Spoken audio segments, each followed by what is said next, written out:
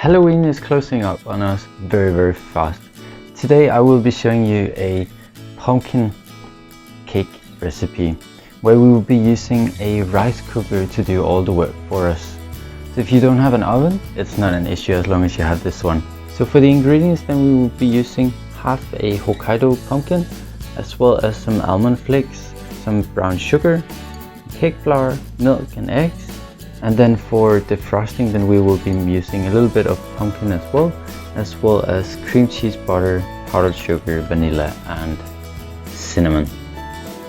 But let's get right to it and cook this guy. So we start by taking out all the seeds from the pumpkin, and then we cut it into small doable sized slices. And since we're only using half of the pumpkin, then what we did with the second half was make a very nice pumpkin soup. We have a very nice recipe for that in Denmark that I am happy to share with you. If you are interested in that, then let me know in the comments below.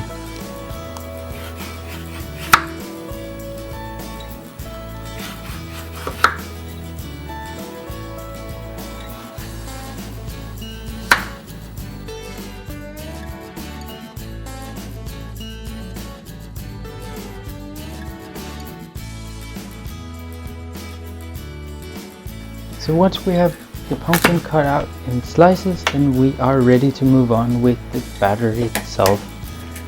And we start by putting in 3 eggs into a large bowl and then give it a little bit of a stir. Then we add in the brown sugar. You can also use white sugar if you don't have any brown sugar. And then pour in half of the flour. Give that a stir until it is fully combined, and then you can pour in the rest of the flour. Give that a stir until it's nicely incorporated.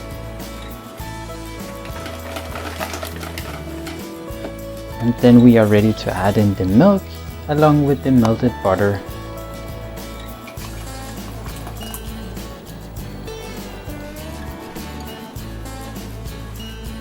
And once we have stirred that nicely together, then we have a nice batter. So we can put in our pumpkin slices and let them soak for about 8 or 9 minutes. Then in our rice cooker bowl, then we add in a little bit of oil. Spread that good around the sides as well as the bottom for the cake to release very nicely when it has been cooked. In the bottom, then we add in the almond flakes. This is of course optional. And then we add in pumpkin slices. You can add it around in a pattern so it looks nice when it's done, or you can just spread them out as you see fit. And then once you've done that, then you can add in all the batter and make sure that it is fully incorporated in batter.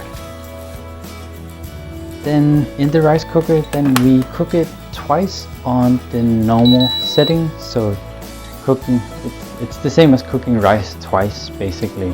And then once cooked, then it should look something like this.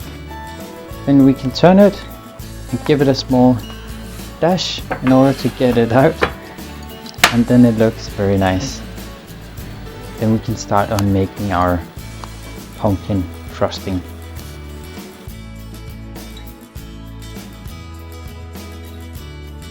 So in a large pot, then you can steam the leftover pumpkin for about 11 minutes. And then we can blend that together with a little bit of cream just to make sure it is nicely blended.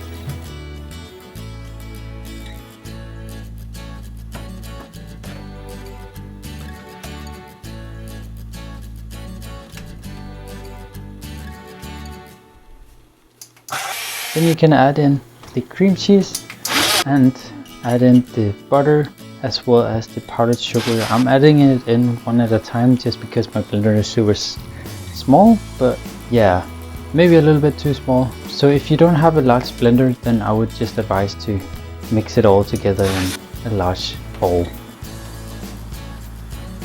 And then if it is a little bit too fluidly, then you can add in a little bit of cornstarch. You can go by 1 tablespoon at a time. I would not add more than 2 or 3 for it to remain with the same flavors And once you have the right texture you want, then you can add in the vanilla extract as well as the cinnamon.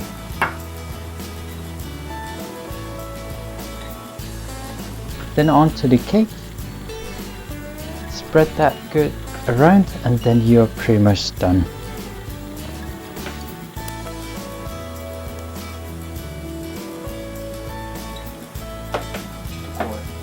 Then we just add on top our almond flakes.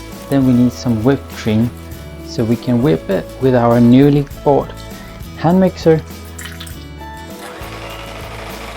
Put it in a piping bag.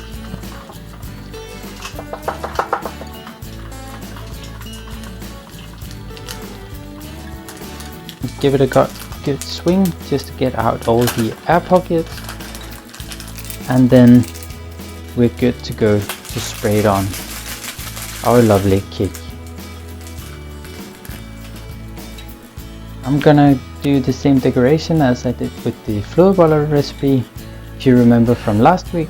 If you haven't seen that already, then I would recommend to watch that next. Then we can add a little bit of cinnamon on top. Then I think it's time for a B-roll.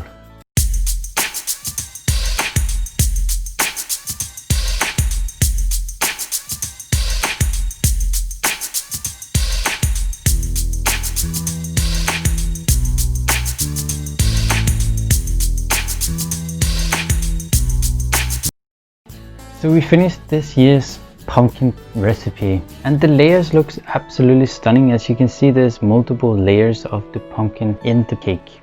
But looks is not all that matters, we also need to taste that. So let's see how it goes. The flavor of the cake is pretty nice. It is just a little bit too sweet for my taste buds, but you can just add a little bit sugar next time.